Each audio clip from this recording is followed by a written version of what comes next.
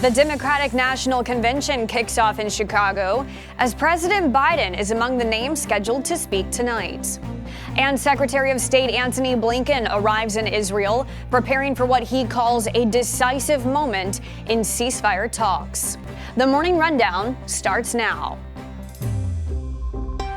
From the Straight Arrow News Studio, bringing the stories that matter to you from across the United States and around the world.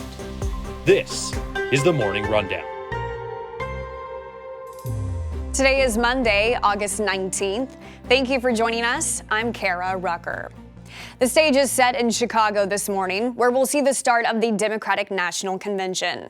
It's a four-day event that will end with Vice President Kamala Harris and Governor Tim Walz formally accepting the Democratic nominations for president and vice president. Harris arriving in Chicago on Sunday ahead of the start of the DNC. Part of the agenda for day one, special tributes are planned to honor tonight's headline speaker, President Joe Biden. Tonight, you can expect to also see former Secretary of State Hillary Clinton. Other speakers you'll see over the next few days include former Presidents Barack Obama and Bill Clinton. Former House Speaker Nancy Pelosi and former First Lady Michelle Obama are also slated speakers.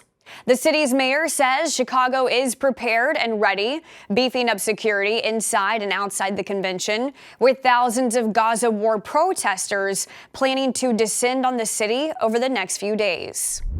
The Democratic Party has released some of its key policy points it expects to address over the next 4 days. That includes raising the federal minimum wage to $15 per hour, making the child tax credit permanent, and IVF and abortion protections. A snapshot of the campaign trail. Harris and Walz spent time in the battleground state of Pennsylvania before Harris's arrival in Chicago.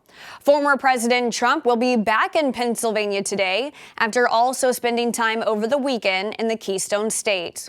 A new ABC poll has Harris leading Trump overall 50 to 45%, but Trump is leading Harris on key issues for voters. More people saying they trust Trump over Harris on handling the border and economy. Former Republican Congressman George Santos is expected to plead guilty to federal charges in a New York courtroom this afternoon, a reversal of his previous plea of not guilty. Santos, who was expelled from the House of Representatives, faces 23 felony charges, including defrauding donors, lying about his finances, and needlessly accepting unemployment benefits, among other things. A guilty plea would avoid a trial, which is scheduled to begin next month. Sources close to the matter say during today's hearing, Santos is expected to give a statement acknowledging the crimes he has agreed to plead to. To the war in the Middle East, Secretary of State Antony Blinken is in Israel today, meeting with top Israeli officials before traveling to Egypt for ongoing negotiations to reach a ceasefire and hostage release agreement.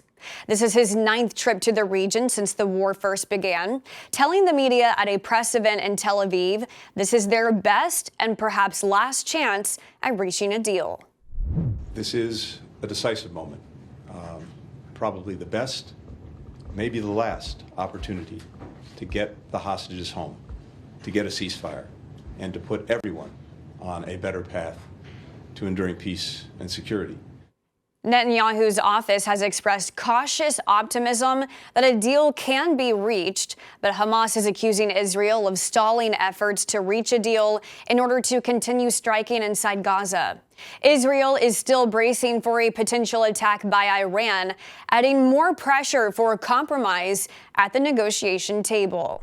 A new Biden administration policy will allow some spouses of U.S. citizens who do not have legal permission to stay in the U.S. to legalize their status without having to leave the country. That initiative starts today.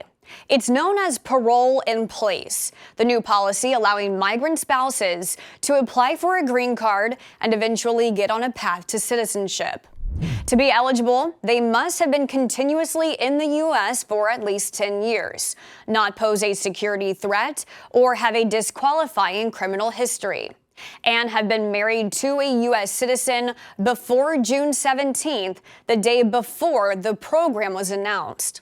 They must also pay a $580 fee to apply and fill out an application explaining why they deserve humanitarian parole and providing a list of supporting documents proving how long they have been in the country. The Biden administration says about 500,000 people could be eligible for parole in place, plus about 50,000 of their children. Egg prices are on the rise again. According to the Consumer Price Index, egg prices were up by nearly 20% in July, and economists say inflation is not the issue this time. Rather, it's believed to be the ongoing bird flu outbreak limiting the supply of eggs. The Bureau of Labor Statistics says the average rate for a dozen large grade A eggs topped $3 in July for the first time in more than a year. July also marked the third month egg prices rose on an annual basis, a 180 after a year of relative decreases. Finally, this morning, we have some more important consumer news that may affect your meal planning today. Purdue Farms is recalling over 167,000 pounds of its frozen chicken products. Here's what you need to know. The company has voluntarily recalled the items after a foreign material identified as a thin strand of metal wire was found in some packages. The products are the Purdue Simply Smart Organic Gluten-Free Breaded Chicken Breast Nuggets, the Breaded Chicken Breast Tenders, and the Butcher Box Organic Free Fully Frozen Cooked Breast Chicken Nuggets. All have a best if used by date of March 23rd of 2025. Purdue says no illnesses have been reported, and the recall was issued out of an abundance of caution. These are your top stories for this Monday. We'll see you back here tomorrow. Until then, I'm Kara Rucker. Have a great day.